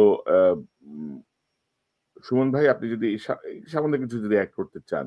মানে আমরা ইতিমধ্যে অনেক প্রসঙ্গ আলোচনা করে ফেলছি ওভারঅল, আমার মনে হয় যে এই প্রসঙ্গটা নিয়ে প্রথম কথা, আমি যদি ওনার 25শে ফেব্রুয়ারির যে ভাষণ, যেটা অবশ্যই শুধুমাত্র রিটায়ার্ড আর্মি অফিসারদের উদ্দেশ্যে সেটা ছিল, আমাদের শহীদ সেনা দিবস উপলক্ষে, সেটার সাথে যদি গতকালকের এই ভাষণটাকে আমি তুলনা করি, মানে আকাশ পাতাল। সেটা যেমন আমি প্রচন্ড ভাবে মর্মাহত হয়েছিলাম সেই ভাষণটা শুনে, আমার এক্সপেকটেশনের সম্পূর্ণ বাইরে ছিল, বাট ওনার গতকালকের ভাষণটা অবশ্যই আমি সেটাকে হাইলি প্রেইজ করব। সুমন ভাই, একটা বিষয় অ্যাড করি, যে প্রসঙ্গটা আমার এই নোটের আছে, সেটি হচ্ছে যে এখানে একটি প্রসঙ্গ এসেছে যে তিনি বলেছেন যে আগামী গোয়েন্দা রিপোর্ট আছে, আগামী 1 মাসের মধ্যে একটি জঙ্গি হামলার ব্যাপারে আশঙ্কার কথা তিনি বলেছেন।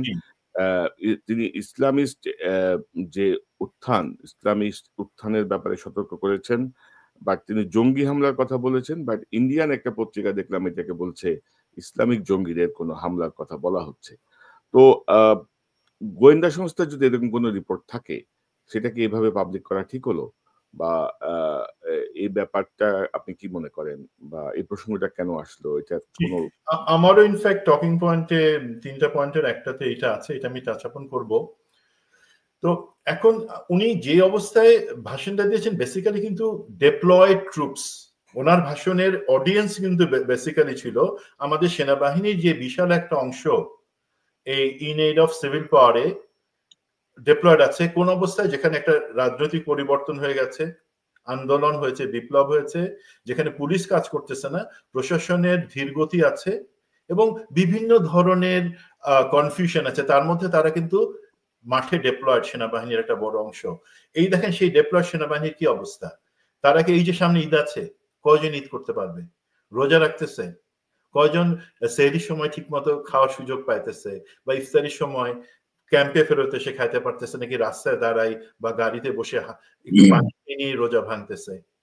তারা মাসের পর মাস বাড়িতে যেতে পারতেছে না, ঈদ তাদের বেশিরভাগেরই তারা পরিবারের সাথে করতে পারবে না। তো মনোবল এবং কায়িক যে পরিশ্রম, দুই জায়গায় অবশ্যই ক্লান্ত থাকবার কথা এই সেনাবাহিনীর এই অংশটা। তাদেরকেই মোটামুটি মোরাল দেওয়ার জন্য আরেকটা জিনিস, যে জায়গাটা আপনি বলতে পারছেন, জিজ্ঞাসা করছিলেন যে ক্রোধ কাদের উপরে, যে ক্রোধ ঢালবানা। ক্রোধটা বেসিক্যালি আমি যতটুকু গত কয়েকদিনে খেয়াল করছি যে আমাদের কিছু মিডিয়া ব্যক্তিত্ব অথবা কিছু রাজনৈতিক ব্যক্তিত্ব তারা লাগাম ছাড়া কিছু বক্তব্য রাখছেন। দেখেন, আমরা সবসময় বাংলাদেশি হিসেবে আমাদের অনেক দুর্বলতার একটা হচ্ছে কি, আমরা জেনারেলাইজেশন করে ফেলি, কম্পার্টমেন্টালাইজেশনের বদলে, মানে সেনাবাহিনী খারাপ। আমি যদি সেনাবাহিনীর সেই গুম খুন যারা করছে অথবা শেখ হাসিনার হয়ে টাকা পাচার করে নিয়ে গেছে দেশের বাইরে, তাদের কথা বলতে গিয়ে আমি যখন ঢালাও ভাবে সেনাবাহিনীকে বদনাম করি, গালিগালাজ করি, সেটা কিন্তু সেনাবাহিনীর প্রত্যেকের গায়ে লাগে। এবং যেই সৈনিকরা, যে সেনাবাহিনীর একটা বড় অংশ মাঠে ডিপ্লয়েড, তাদের কাজ করবার স্পৃহাতে সেটা কতটা আঘাত করে সেটা কিন্তু গত কয়েকদিনের কিছু আলোচনায় সেটা চলে আসছে। এবং প্রত্যেকে প্রচন্ড আয়দার অস্বস্তিতে অথবা ভিতরে ভিতরে প্রচন্ড রকমের হতাশ যে কেন এই ধরনের আক্রমণটা চলতেছে। আমাদের মতো এই পর্যায়ে পুলিশ নাই, পুলিশের কাজ আমাদেরকে করতে হইতেছে, সরকারি প্রশাসনকে সহায়তা করতে হচ্ছে, সে ব্যাপারে কেন এই ধরনের আঘাত আসতেছে সেই থেকে কিন্তু সুমন ভাই, আমি যদি আপনাকে একটু যদি যোগ করি এখানে, ধরেন প্রায় 8 মাস চলছে, গত 8 মাসে ধরেন সেনাবাহিনীকে আমরা বিতর্কিত করতে চাই না, কিন্তু গত 15 বছরে সেনাবাহিনী নিজেরাই বিতর্কিত হয়েছে ভাই। অবশ্যই, মানে সেটাই হচ্ছে আমার পয়েন্ট। মানে এই জায়গাগুলোয় আপনাদের রোল কি ছিল? এই যে আয়নাঘর, এই যে গুম খুন, সকল কিছুর সঙ্গে যে সম্পৃক্ততা, এই যে অর্থ লুণ্ঠনের সঙ্গে যাদের নাম শোনা যায়, গত 8 মাসে আমরা কিন্তু এগুলো আলোচনা করেছি না? আমরা বলেছি যে জেনারেল ওয়াকার কেন 25-30 জন অফিসারকে সেভ করার নামে পুরো সেনাবাহিনীর উপরে দায় নিয়ে আসছে, পুরো সেনাবাহিনীকে কেন উনি মানে সমালোচনার মুখে নিয়ে আসছে। এটা একটা সুযোগ ছিল কিন্তু, যে আমাদের অতীতের পাস্ট অ্যাক্টিভিটির একটা ফুল স্টপ টানার। উনি তো অন্য জায়গায় ফুল স্টপ দিচ্ছেন। তো আপনি কি মনে করেন, এটা কি ঠিক হচ্ছে? জি জি, আমি এই জায়গাটাতে আসতাম যে যেহেতু সৈনিকরা এই জিনিসটা ফিল করছে যে তাদের উপরে চলে আসছে, এবং এই ব্যাপারে আমরা কিন্তু অনেকবার ওয়ার্নিং দিয়েছি যে স্যার, সেনাবাহিনীর উপরে মোরালটাতে কিন্তু এটা এফেক্ট করবে। আপনি যদি এখনই আপনার চারপাশে ইভেন আছে একটা যে বলয়ের মধ্যে, আপনি হ্যাঁ কিছু লোককে আপনি সরাইছেন, কিন্তু বাকিদেরকে তো আপনি সরাইতে পারেন নাই। তারপরে যারা কিছু অভিযোগ আছে যে যারা গুম খুনের সাথে জড়িত ছিল তারা পালায় গেছে, অনেকেই পালায় গেছে, সেটাও তো স্যার ঠেকাইতে পারেন নাই।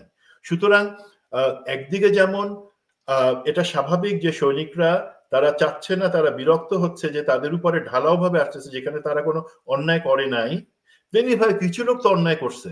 স্যার আপনি এই সমাধানটা আপনি যেমন, আমি যেমন মনে করি যে উনি যে বক্তৃতা, এত সুন্দর বক্তৃতায় যে কথাগুলো বলছেন সেটা যদি উনি ইমপ্লিমেন্ট করতে পারেন খুবই ভালো কাজ হবে। তার সাথে একটা জিনিস করতে হবে, সেটা হচ্ছে আরো কিছু দু একটা জিনিস ওনাকে নিশ্চিত করতে হবে। এই যেমন আমরা বললাম যে মাত্র অল্প কিছু লোক, আপনার হিসেবে 20, আমার হিসেবে ম্যাক্সিমাম 15 জনকে, যারা সত্যিকার তাদের মানে তাদের অন্যায়, তাদের সেই দোষ, সেটার দায় পুরা সেনাবাহিনী কেন নিবে, এবং একজন অবসরপ্রাপ্ত সেনাবাহিনীর সদস্য হিসেবে আমি কেন নিব? স্যার এটা তো আপনারা, মানে জেনারেল ওয়াকারকে বলছি, আপনারা আমাদের থেকে ভালো বুঝেন স্যার এই জিনিসটা। তো আমি একটু কয়েকটা পয়েন্ট অ্যাকচুয়ালি বলি, যে জায়গাটা আমি লিখে রাখছি। ইনফ্যাক্ট আপনার অনেক জিনিস উনি কভার করছেন, এবং উনি ডেপ্লয়মেন্টের ব্যাপারে বলেছেন ডিপ্লয়মেন্টে সবাইকে ডিসাইসিভ ফোর্স ব্যবহার করবার বা ডিসাইসিভ অ্যাকশনে যাওয়ার জন্য বলেছেন। বাট স্যার আমরা দেখেছি যে আমরা ডিপ্লয়মেন্ট যখন সেনাবাহিনী হয়েছে, মানে প্রথম দিকে জুলাইয়ের ডিপ্লয়মেন্ট বাদে তারপরে যখন ডিপ্লয়মেন্টটা রিডিফাইন করা হলো ম্যাজিস্ট্রেসি পাওয়ার সহ, আপনি স্যার ডিসাইসিভ হতে বলছেন, বাট ম্যাজিস্ট্রেসি পাওয়ার কি অ্যাকচুয়ালি সেনা সদস্যরা অ্যাপ্লাই করছে বা করতে পারছে না। আমরা ক্লিন হার্টের সময়, আমরা 2007-এ যখন সেই 111-এর সময় যখন আমরা ডিপ্লয়েড ছিলাম, তখন কিন্তু আমরা সেটা অ্যাপ্লাই করেছি, এবং তখন তো এই ধরনের মাসের পর মাস ম্যাজিস্ট্রেসি পাওয়ার ছিল না। তারপরে কি যেইভাবে সেটা প্রয়োগ করার কথা সেটা হচ্ছে না। দ্বিতীয় যে জিনিসটা আমি বলতে যাচ্ছি, আপনি যেই বলছেন যে ইউএস সেনেটরের সাথে আপনার আলাপ হয়েছে এবং উনি ওখানে এক্সট্রিমিজমের সংখ্যা জানিয়েছেন, স্যার কোন লেভেলে? উনি কি সরকারকে সেটা জানিয়েছেন নাকি শুধু আর্মি লেভেলে থ্রেটটা আলাপ করেছেন? যদি সরকারকে জানায় থাকে, সরকারের দিক থেকে অবশ্যই আমি চাইবো আপনি সরকারকে বলেন একটা ধারণা দেওয়ার জন্য স্বরাষ্ট্র মন্ত্রণালয় আমাদেরকে যেন অবশ্যই দেয় কোন লেভেলে থ্রেট, কোন দিক থেকে থ্রেট ওনারা আশঙ্কা করছেন। তৃতীয় যে জিনিসটা আপনি বলেছেন যে একটা উগ্রবাদীদের একটা হামলা হতে পারে 1 মাসের মধ্যে, আপনি যখন বলেছেন আপনি সেনাপ্রধান এবং বর্তমানে পরিস্থিতিতে আপনার অবস্থানটা দেশের সবাই জানে, সেখানে আমি সেটা নিয়ে দ্বিমত করব না এবং সেটাকে আমি অত্যন্ত সিরিয়াসলি দেখতে চাই। স্যার ডিজিএফআই, এনএসআই তারা কি এই জিনিসটা প্রধান উপদেষ্টা কে ব্রিফ করেছে? স্যার আমাদের কি আপনি মনে করেন এখন একটা জাতীয় নিরাপত্তা কাউন্সিল গঠন করা দরকার? এই সময়টাতে যেটার দাবি অনেকদিন আগে থেকে ছিল যে একটা জাতীয় নিরাপত্তা কাউন্সিল হলে সেখানে কিন্তু সবাই স্টেক হোল্ডাররা তাদের অবদান রাখতে পারে স্যার, সেই দিকটা একটু দেখবেন। এবং আমি মনে করি কর্ণক আপনার যে একটা প্রশ্ন ছিল যে অ্যাকচুয়ালি সেটা উনি সরাসরি যে বলে দিলেন সেটা কি একটা ব্যত্যয় হলো বা কোনো সমস্যা তৈরি করবে কিনা। অনেক সময় কিছু জিনিস আমরা দেখি যে সরাসরি আগে, এই যেমন আপনি যে গতদিন প্রোগ্রামটাতে একটা আওয়াজ দিলেন যে জরুরি অবস্থা হতে পারে কিনা, সেই ধরনের একটা জিনিস উনি যখন দেখছেন বা উনি যখন নিশ্চিত একটা খবর পাচ্ছেন যে এই ধরনের একটা ভয় আছে, শঙ্কা আছে, উনি হয়তো আগে থেকেই সবাইকে একটা সাবধান করার চেষ্টা করেছেন, সেই হিসাবে ইটস ওকে। তো এটা উনি বলেছেন যেগুলো, সেগুলোর উপর আমি আলাপ করলাম। কর্নেল শামস স্যার আপনি যদি আমাকে আমি এখানে একটা জিনিস অ্যাড করবো। Suman, everything what you said is absolutely fine. আমি শুধু একটা জিনিস অ্যাড করতে চাই যে মিলিটারি যে ক্রিমিনাল এলিমেন্ট গুলাকে যদি এখন if they are not taken to task, তাহলে কিন্তু আর্মির মধ্যেও মিসগিভিং তৈরি হচ্ছে। All the officers who are professional officers, যারা গত ফ্যাসিস্ট আমলের সেই ক্রিমিনাল এলিমেন্টের অংশ না, তারা যখন দেখে যে এই ক্রিমিনাল এলিমেন্ট গুলা এখনো বহাল তবিয়তে বহাল আছে এবং তারা they are holding on to important positions, even some of them are even in very critical places, তখন কিন্তু তাদের জন্য এটা একটা ফ্রাস্ট্রেশন তৈরি করে। এটাও আমার মনে হয় আমাদের টপ মিলিটারি লিডারশিপদের বোঝা উচিত যে এই বিপ্লবের পরে যে জিনিসটা খুব তাড়াতাড়ি হওয়া দরকার ছিল, যে আর্মির বা মিলিটারির যে ক্রিমিনাল এলিমেন্ট গুলাকে ইমিডিয়েটলি সাইডলাইন করা, এটা এখনো সম্ভব, still is possible, sooner is better, because যতদিন তারা থাকবে they themselves are dangerous to our stability and our national security. তো এটা আমি এটা জাস্ট অ্যাড করতে চাইছিলাম। Thank you sir. আমি ইনফ্যাক্ট এই জিনিসটাতে আসছিলাম যে উনি সেনাপ্রধান যে জিনিসগুলো বলেছেন আমি হাততালি দিয়ে সেগুলোতে সমর্থন জানাই, আমার কিছু অবজারভেশন বললাম। এখন উনি যেগুলো বলেন নাই, আমি আশা করব আজকের এই অনুষ্ঠানের মাধ্যমে কর্নেল শামস এবং কর্ণক আপনাদের মাধ্যমে যে 4টা ব্যাপার উনি কি এখন একইভাবে সেগুলো অ্যাড্রেস করতে পারেন বা চান। একটা হচ্ছে বিডিআর হত্যাকাণ্ডের যে বিচারের ব্যাপারে উনি ফুল স্টপের কথাটা বলেছেন। জেনারেল ওয়াকার স্যার, আপনি এবং আমি একই সাথেই তো ভিতরে ছিলাম, ডেপ্লয়েড ছিলাম, বাইরে ছিলাম, আমরা তো দেখছি নিজ চোখে। আপনার সাথে আমি আলাপ করছি যে কাহার এখন কিভাবে কোনো প্রমাণ ছাড়াই তার ইচ্ছা মতো এক একজনকে অভিযুক্ত করে দিচ্ছে, তার ওইখানে বিভিন্ন আলামত সাজায় রেখে দিয়ে, আমরা নিজের চোখে দেখছি স্যার। অন্তত সেটা থেকেই তো আমরা বুঝতে পারি যে এখানে কোনো তদন্ত হয় নাই এবং বিচার প্রক্রিয়ার ব্যাপারে আমরা জানি যে সেটা কিভাবে আওয়ামী লীগের লোকজন, আওয়ামী লীগের প্রশাসন সেটাকে প্রভাবিত করে তাদের মতন করে করছে।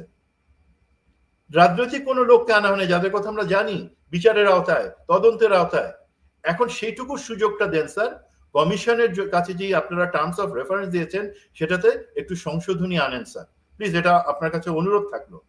দেন গুম খুনের ব্যাপারে কর্নেল শামস বললেন, আমি এখানে আর বলতে চাই না যে তারা এই মাত্র এই কয়টা অল্প কয়টা লোকের জন্য চাকুরিরত যে সেনা সদস্য আছেন এবং আমরা যারা অবসরপ্রাপ্ত আছি আমরা প্রচন্ড লজ্জায় মরে যাচ্ছি স্যার, তাদের কারণ আমাদেরকে নিতে হবে। দেন আমি বলতে চাচ্ছি রাজনৈতিক নেতৃবৃন্দের ব্যাপারটা দেখেন, তারা যখন আমাদের এখানে আপনার ক্যান্টনমেন্টে আপনার সাথে বা অবশ্যই তারা ডিজিএফআই অফিসেও যায়, তারা এনএসআই অফিসেও যায়, অ্যাজ ইফ তাদের ফ্রি চিট আছে যেখানে খুশি তখন চলে যেতে পারে। সেখানে সমস্যাটা কি? এইটা সুযোগ আপনি যখন এই জায়গাগুলোতে পরিষ্কার করছেন না, আমি আশা করব আপনি খুব শীঘ্রই আবার এগুলো পরিষ্কার করবেন, এই স্টেপগুলো নিচ্ছেন না, তখন কিছু লোক এটা সুযোগ নিয়ে সেনাবাহিনীকে মেলাইন করার চেষ্টা করছে, আপনাকে না, আপনাকে টার্গেট হয়তো করছে, বাট তারা ভুলে যাচ্ছে যে সেনাবাহিনীর খারাপ যে অংশটা, আমি জাস্ট সরাসরি বলি, আমাদের বক্তা আছেন ধরেন ব্যারিস্টার ফুয়াদের, যে আপনি যে জিনিসটা বলছিলেন কনক, যে কোথায় রাগ, ব্যারিস্টার ফুয়াদ উনি অত্যন্ত চমৎকার কথাবার্তা বলেন, ওনার ব্যারিস্টার ফুয়াদ বলছি বাট উনি তো একজন রাজনৈতিক নেতা, উনি এবি পার্টির একজন নেতা, তো ওনার কিছু সাম্প্রতিক বক্তব্য কিন্তু প্রচন্ড রকমের আঘাত করেছে সেনাবাহিনীর সেন্টিমেন্টে, এবং এই কথাটা বলার উদ্দেশ্যই কিন্তু সেনাপ্রধানের ছিল যে সেনা সদস্যরা যাতে সেই কথাতে ওইভাবে তারা মনে কষ্ট না পায়, একজন বলতেই পারে, তারা সেটাকে এখন এই কথাগুলো কিন্তু খুব রিসেন্টের কথা নেওয়া, কিন্তু ব্যারিস্টার ফুয়াদের কথাগুলো কিন্তু এই সময়ই পাঞ্চ করা হয়েছে কিন্তু। জি না, কিছু বক্তব্য ছিল সেটা ওনার আগস্ট এবং জুলাই আগস্টের বক্তব্য আমি সম্পূর্ণ, এবং ওনার বেশিরভাগ জিনিসকে আমি কিন্তু সাপোর্ট করি, বাট সমস্যা যেটা হয়ে যায় যখন একটা কথাতে বলা হয় যে চাকর বাকর বা অন্যান্য জিনিসগুলো উনি রিসেন্টলি ব্যবহার করেছেন, এখন চাকর বাকর প্রজাতন্ত্রের কর্মচারী সবাই সবকিছু করে, আমি তো কখনো বলতে যাই না, আমরা সবাই জানি দেশের আইন বিভাগ বিচার বিভাগ সবথেকে দুর্নীতিগ্রস্ত, সেটা সারা বিশ্বের লোকজন জানে, আমি কি বলবো এই সমস্ত আইনজীবী ব্যারিস্টার বা সমস্ত কিছু তোমরা হচ্ছে নিমক হারামের দল, টাকা, আমি বলবো না, আমি কখনো বলবো না, এটা সাজে না, কারণ সবাই না বেসিক নন, রাইট। হ্যাঁ, এই ধরনের জায়গাগুলোতে আমার মনে হয় আমরা যদি সংযত হই, ব্যারিস্টার ফুয়াদ প্রচন্ড গঠনমূলক আলাপ করেন এবং ওনার ভূমিকা, উনি যেভাবে কিছু কিছু জিনিস পয়েন্ট আউট করেছেন সেটা আমাদের সবাইকে সহায়তা করেছে, আমি ওনাকে আবারও রিকোয়েস্ট করব, প্লিজ হারমোনি নষ্ট করবার জন্য এমন কোনো কথার বা ভাষার প্রয়োগ করবেন না যেটা অপব্যাখ্যা হতে পারে অথবা লোকে যারা দোষী না তারা আঘাত পায়। মেজর সুমন, আমি অবশ্যই ব্যারিস্টার ফুয়াদকে আমার চ্যানেলে আমন্ত্রণ জানাবো তার বক্তব্যটা ক্লিয়ার করার জন্য, কি বলতে চেয়েছেন কেন। পাশাপাশি আমি এটাও বলতে চাই যে সেনাবাহিনী সমালোচনার ঊর্ধ্বের কোনো বাহিনী না, সেনাবাহিনীকে নিয়ে কথা বলা যাবে না সেটা আমি কখনোই মানব না, বিশ্বাসও করি না। সেনাবাহিনী আমাদের রাষ্ট্রের সর্বোচ্চ বাহিনী, এবং সেই সর্বোচ্চ বাহিনীকে গত 15 বছরে যেভাবে ক্ষতিগ্রস্ত করা হয়েছে, সেই জায়গাটা এখনই যদি রিপেয়ার করা না যায় তাহলে ভবিষ্যতে এই ধারা অব্যাহত থাকবে, সমালোচনা থেকে তারা বের হয়ে আসতে পারবে। আপনি যে লাইনে যে অ্যাঙ্গেলে যে ভাষায় কথাটা বললেন চমৎকার, দেখেন এটাই আমরাও বলতে চাই একই জিনিস, বাট অন্য মানে আমাদের কথা বলার সুযোগ থাকতে হবে, সেটা যেই হোক, কিন্তু আপনি ধরেন আপনার দায়িত্ব কি নেবে, আপনার দায়িত্ব রাজনীতিও না, আপনার দায়িত্ব গুম খুনও না, আপনার দায়িত্ব দেশ রক্ষা এবং অনেক কিছু করা। ডিজিএফআই কে যেভাবে পলিটিক্যালি ইনভলভ করে ফেলা হয়েছে, সেনাবাহিনীর ভেতরে যেভাবে আয়নাঘর তৈরি করা হয়েছে, সেনাবাহিনীর কর্মকর্তা তার আরেক কর্মকর্তাকে আয়নাঘরে নিয়ে বন্দি করে রাখছে, আমার মনে হয় যে এই জায়গাগুলো চেঞ্জ করার জন্য গত 8 মাসে তেমন কোনো উদ্যোগ নেওয়া হয়নি। এই সেনাপ্রধানের বক্তব্যে একটি বিষয় এখানে আছে, আমি যদি একটু বলি। তিনি বলছিলেন যে অবসরপ্রাপ্ত বা মানে অবসরপ্রাপ্ত কি যারা হাসিনার আমলে চাকরিচ্যুত হয়েছেন, যারা ক্ষতিগ্রস্ত হয়েছেন, আমার ধারণা তাদের নিয়ে একটা রিভিউ বোর্ড করা হয়েছে এবং এই বোর্ডের সুপারিশের জন্য তাদের প্রমোশন সহ 150 কোটি টাকার ক্ষতিপূরণ তারা সেনাপ্রধান প্রপোজ করেছেন। তো এবং তিনি আশাবাদ প্রকাশ করেছেন যে এই কম্পেনসেশন সরকার গুরুত্বের সাথে বিচার করে অনুমোদন দেবেন। কর্নেল শামস, আপনি এই বিষয়টি নিয়ে কাজ করছেন, অর্থাৎ এই ক্ষতিগ্রস্ত অফিসারদের বিষয়টি নিয়ে আপনি কাজ করছেন, আপনি কিভাবে দেখেন ওনার এই বক্তব্য, আপনি কতটুকু আশাবাদী? উনি যেটা বলেছেন একটা রিভিউ বোর্ড হয়েছে এবং রিভিউ বোর্ডের কিছু রিভিউ বোর্ডের যে বোর্ড প্রসিডিংটা বোধহয় সরকারের কাছে জমা হয়েছে বা জমা হচ্ছে, কিন্তু আমরা জানি যে এই রিভিউ বোর্ডের মাধ্যমে আমরা যে জিনিসটা আশা করছিলাম সেটা হয়নি। কনক ভাই, আপনি জানেন যে গত 15 বছরে সরকারের যে কোনো সেক্টরের চেয়ে আর্মি অফিসাররা বা মিলিটারি অফিসাররা সবচেয়ে বেশি ক্ষতিগ্রস্ত হয়েছে। আমাদের অফিসাররা এই সময় চাকরিচ্যুত হয়েছে, জেলে গিয়েছে, গুমের সম্মুখীন হয়েছে, মাসকে মাস বছরকে বছর গুম হয়েছিল, এবং অনেকের ক্যারিয়ার নষ্ট হয়ে গেছে। এবং ছোট ছোট কারণে অনেক অফিসার চাকরি হারিয়েছেন। একটা অসম্ভব একটা বাজে একটা পরিস্থিতি ছিল তখন কোনো আইনের শাসন ছিল না। অফিসাররা তাদের যে কোনো অন্যায়ের কারণে তারা অভিযুক্ত হলে তারা মিনিমাম লিগাল যে একটা যে প্রোটেকশন দরকার সেটা ছিল না। অনেক সময় জাস্ট বেয়ার মিনিমাম একটা ইন্টেলিজেন্স রিপোর্টের উপর অফিসারকে বাড়ি পাঠিয়ে দেওয়া হয়েছে। তো এটা একটা ভয়ঙ্কর একটা অবস্থা ছিল এবং আমরা আশা করেছিলাম বিপ্লবের পরপর এই ব্যাপারে একটা সিরিয়াস কাজ করা হবে। অনেকদিন সময় লাগলো। ইনফ্যাক্ট আমরা যেটা প্রথম থেকে আমরা আশা করেছিলাম যে একটা ন্যাশনাল কমিশন হবে।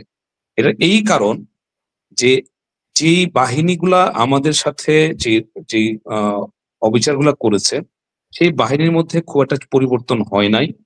Same people are still there, ঠিক আছে? তো তাদের কাছ থেকে আমরা কতটুকু সুবিচার পাবো সে ব্যাপারে আমাদের সন্দেহ ছিল বটেই। কনক ভাই, আপনি জানেন যে এবারকার এই বিপ্লবে কিন্তু রিটায়ার্ড মিলিটারি কমিউনিটি, বিশেষ করে যে সমস্ত অফিসাররা হাসিনা আমলের সময় ক্ষতিগ্রস্ত হয়েছিল তারা কিন্তু ফোর ফ্রন্টে ছিল। আমরা সবাই এই বিপ্লবের সাথে from the very beginning we were involve. আপনি জানেন যে ইউএসএস গুলোতে যে বড় বড় সমাবেশগুলো হয়, মিছিলগুলো হয়, যেটা একটা বড় একটা ইম্প্যাক্ট হয়েছিল যে এটার একটা মেসেজ চলে গেছে আমাদের সার্ভিং অফিসার এবং সোলজারদের মধ্যে। তো বিপ্লবের পার্ট ছিলাম আমরা, কিন্তু বিপ্লবের পরে যখন দেখলাম যে প্রত্যেকটা সেক্টরে কিন্তু রিভিউ বোর্ড হয়ে গেছে and they are doing very good job, খুব কুইকলি তারা শেষ করে ফেলেছে, কিন্তু আমরা আমাদের ব্যাপারে কেউ কোনো কিছু ইয়ে করছে না। সো ইনিশিয়ালি আমরা এটাকে সেন্সিটাইজ করার চেষ্টা করলাম থ্রু প্রেস কনফারেন্স, আমরা স্মারকলিপি দিলাম মাননীয় প্রধান উপদেষ্টাকে, আমরা অ্যাপ্লিকেশন করলাম ইন্ডিভিজুয়ালি, কিন্তু তারপরও যেটা আমরা বুঝতে পারছিলাম যে there is a serious opposition from the serving military officers, senior officers. তারা আমাদের এই কার্যকলাপগুলোকে তারা পছন্দ করছিল না। তাদের যেটা একটা জিনিস তারা চায় যে আমরা এসে নতজানু হয়ে তাদের কাছে একটা ইয়ে করি যে আমাদেরকে আপনারা মার্সি করেন। আমরা তো মার্সি চাচ্ছি না, উই ওয়ান্ট জাস্টিস। না, তবে এই শামস ভাই ধরেন আর্মির মধ্যে এই জিনিসগুলো আমি দেখি আর কি। ধরেন একদিনের জন্য মাঠে নামে নাই, একদিনের জন্য একটা স্টেটমেন্ট দেয় নাই আমাদের সচিব বাহিনী, সিভিল ব্যুরোক্রেটস। দেখেন কি পরিমাণ প্রমোশন আর সুবিধা নিয়ে বসে আছে। জনগণের পাশে মাঠে নামে নাই, একদিনের জন্য হাসিনার বিরুদ্ধে একটা কথা বলে নাই। তো এগুলো হচ্ছে ভাই আপনাদের ভিতরের সমস্যা। আপনারা আমি বুঝি না। আমি একটু অ্যাড আপ করতে চাই কনক ভাই। হ্যাঁ, যে এবং মজার ব্যাপার হলো যে এই আপনাদের সিভিল অফিসাররা, আমি তাদেরকে আন্ডারমাইন করছি না, they were also victimise, but তাদের ভিক্টিমাইজেশনটা আমাদের তুলনায় অনেক কম। তারা ওএসডি হয়েছিল, ওএসডি থাকা অবস্থায় তারা কিন্তু অনেকে ব্যবসা বাণিজ্য করেছে, বাইরে পড়িয়েছে, ইভেন পার্ট টাইম চাকরিও করেছে আমি জানি। তো তারা এসে যে সিনিয়র অ্যাসিস্ট্যান্ট সেক্রেটারি হয়ে গেল এখন সিনিয়র সেক্রেটারি, ঠিক আছে, fine, that is up to them. তারা যদি মনে করে that is rational and if it's justified, fine. Shams ভাই, আমি কিন্তু তাদের প্রতি যে আমি যে মানে বিরূপ তা কিন্তু না। আমি বলতে চাচ্ছি যে কম্পেয়ার টু লাস্ট বিপ্লব, মানে জুলাই বিপ্লব, আপনাদের যে স্টেক বা আপনাদের যে অংশগ্রহণ, সেই জায়গাতে আমরা সচিবালয়ের কারো কোনো অংশগ্রহণ দেখি নাই। আমরা ডাক্তারদের মানে কিছু অংশ শেষের দিকে টুকিটাকি নামছে, ডাক্তাররা চিকিৎসা দিতেও রাজি হয় নাই। আমাদের সুশীল সমাজ, বুদ্ধিজীবী, মাস্টার সমাজ, বিশ্ববিদ্যালয়ের এগুলা আরো খারাপ এক করছে, হাতে গোনা কয়েকজন বাদে, তাই না? এখন ধরেন সেনাবাহিনীর যে ভূমিকাটা ছিল, আমি মনে করি তারা প্রত্যেকটা সেক্টরে, যেটা আপনি বলছিলেন, প্রত্যেকটা সেক্টর যদি প্রমোশন পেয়ে যায়, সুযোগ সুবিধা বহাল হয়, মানে আমি দেখি যে 3 মাসে সিনিয়র সচিব হয়ে গেছে, মানে সিনিয়র সচিব না, এটা শুধুমাত্র যে 3টা র্যাঙ্ক 4টা র্যাঙ্ক সেটা ইম্পর্টেন্ট, ইম্পর্টেন্ট হচ্ছে honour. We were dishonoured, we were severely victimised. আমাদের অফিসারকে মেরেও ফেলেছে। আপনি জানেন যে মেজর জাহিদ বলে একজন অফিসার, সে জাস্ট ফেসবুকে কিছু কথা লিখেছিল, তার জন্য তার চাকরিটা চলে যায়, এন্ড পরবর্তী জঙ্গি নাটক করে তাকে মেরে ফেলা হয়। সো আমাদের ব্রিগেডিয়ার আজমি 8 বছর আয়নাঘরে ছিলেন। Can you imagine? Such a fine officer 8 বছর আয়না করেছে, আমাদেরই অফিসারে তাই তাই করেছে। কর্নেল হাসিন, কর্নেল জাইদি, তাদেরকে ইউনিফর্ম অবস্থায় তাদেরকে গুম করে দেওয়া হয়েছে। এবং পাঁচজন অফিসার যে so call Tapas murder attempt কেসে, such a fine officer. আমি every time I talk to them, I feel so proud of them, spirited officer. কি কেন হয়েছিল? তারা বিডিআর এর বিভিন্ন সময় যে ইনভেস্টিগেশন গুলো হচ্ছিল, যে ইনভেস্টিগেশন গুলো প্রপারলি হচ্ছিল না, তারা সেখানে কন্টেস্ট করেছে। যখন এই যে বিডিআর এর যে কি উইটনেস গুলো মেরে ফেলা হচ্ছিল একটা পর একটা, তারা এখানে কন্টেস্ট করেছে। সেই কারণে একটা জাস্ট একটা এসির একটা কম্প্রেসর বাস্ট হয়েছে, সেটাকে দেখিয়েছে এখানে একটা মার্ডার অ্যাটেম্পট হয়েছে বাই দিস 5 কমান্ডো অফিসার্স। তাদেরকে সার্ভিং অবস্থায় তাদেরকে উঠিয়ে নিয়ে এসে তাদেরকে গুম করে ফেলা হয়। For months they were in custody, illegal custody. তারপর একটা ফেক একটা কোর্ট মার্শাল করে তাদেরকে 5 বছর জেল দেওয়া হয়। মেনি আদার অফিসার্স, র্যাবে গিয়েছে অফিসার, সেখানে সে রাজি হয় নাই ওইভাবে গুম খুন করতে, তাকে ফেরত পাঠিয়ে দিয়েছে, একটা কেস সাজিয়ে পাঠিয়ে দেওয়া আছে, চাকরি চলে গেছে। নেভিতে এই ঘটনা হয়েছে, কোস্ট গার্ডে এরকম ঘটনা ঘটেছে। তো এখন এই অফিসার গুলা কি এক্সপেক্ট করেছে? এই অফিসার এক্সপেক্ট করেছে যে এই বিপ্লবের পরে যে নতুন বাংলাদেশে আমাদের সম্মানটা আমরা ফেরত পাবো, আমাদের কম্পেনসেশন তো আসলে ভাই কেউ করতে পারবে না, ঠিক আছে, বাট বেয়ার মিনিমাম আমরা সম্মানটা তো চাই। এখন যে রিভিউ বোর্ডটা হয়েছে, সেই রিভিউ বোর্ডটার recommendations were very poor, very meagre. তাদের আমি যেটা বলছিলাম আপনাকে, তাদের অ্যাটিটিউডটা হচ্ছে যে এটা নেন নাইলে নাই, something like that. So we are very very unhappy about it, very very যেহেতু শামস ভাই, যেহেতু রিভিউ বোর্ডের ফাইনাল ডিসিশনটা আসে নাই, সেই ডিসিশনটা আমরা সেজন্যই এই শোগুলোর মাধ্যমে আমরা গতকাল একটা প্রেস কনফারেন্স করেছিলাম। আমরা সেন্সিটাইজ করতে যাচ্ছি গভর্নমেন্টকে, মাননীয় প্রধান উপদেষ্টা, ইন্টারিম গভর্নমেন্ট, ইভেন এমনকি আমাদের প্যারেন্ট অর্গানাইজেশন, আমাদের আর্ম ফোর্সেস, আমরা সেনাপ্রধানকে বলতে চাই, আমার নেভি এবং এয়ারফোর্স এর চিফদেরকে বলতে চাই, we are part of your family. You know very well that how you are victimised. আমাদের উপরে যে ক্ষতিটা হয়েছে, সেই ক্ষতিপূরণ কি আপনার দায়িত্ব না আপনাদের? আপনারা কেন আমাদেরকে এভাবে ট্রিট করতে যাচ্ছেন? This is and very young officer আছে, মাত্র 2 বছর 3 বছর চাকরি, ছোটখাটো অপরাধ তাদেরকে বের করে দেওয়া হচ্ছে। আমরা তো মনে করি এই অফিসার গুলা যদি বের হয় যে দে ওয়ার রংলি টার্মিনেটেড, তাহলে they should come back. It is a big loss for the nation যে আমরা ট্রেন আপ করলাম অফিসার গুলাকে, এত ভালো ভালো অফিসার, এখন তাদেরকে বের করে দিলাম। আমরা এই ব্যাপারে যখন এই বোর্ডের মেম্বারদের সাথে কথা বলতে চেয়েছিলাম রিইনস্টেটমেন্টের ব্যাপারে, কিছু অফিসার রিইনস্টেটমেন্টের ব্যাপারে, তখন আমরা প্রচন্ড আমরা নেগেটিভ অ্যাটিটিউড দেখলাম। একজন বলেই ফেললো যে স্যার, আমরা তো we can't allow army to be polluted again. যেখানে আর্মিতে ক্রিমিনালরা ঘুরে বেড়াচ্ছে, যারা গুম খুন করে মানুষ মেরে ফেললো এত, তারা এখনো বহালতবিতে ঘুরে বেড়াচ্ছে, তারা পলিউট করছে না। আমাদের এই অফিসার গুলা, ইয়াং অফিসার গুলা, যারা স্পিরিটেড অফিসার, তারা এমন কোন ক্রিমিনাল কাজ করে নাই, তাদেরকে রিইনস্টেটমেন্ট করা যায় না? অফকোর্স যদি কেউ সিরিয়াস ক্রাইম করে থাকে, অন্যায় করে থাকে, তাদেরকে আমরা বলছি না, বাট দেয়ার আর মেনি। জি ভাই, এই জাতীয় যারা আপনি মনে করছেন যে যারা মানে হাসিনার কি বলবো, এখনো বিশ্বাস করে যে আপা আবার ফিরে আসবে, চট করে ঢুকে যাবে এবং তারে আবার প্রমোশন দিবে, এই জাতীয় কোনো বান্দা যদি এই জাতীয় বাধা দিয়ে থাকে, দয়া করে আমি বলবো যে তাদের ব্যাপারে আমাদেরকে অবহিত করেন। আমরা দেখতে চাই যে এরা কারা, আমরা এদের বিষয়টা সামনে নিয়ে আসি। তারপরে যখন আমরা সত্যি কথা বলতে কি, সুমন যে কথা বলেছে, আমি লাস্টে একটা কথা বলতে চাই।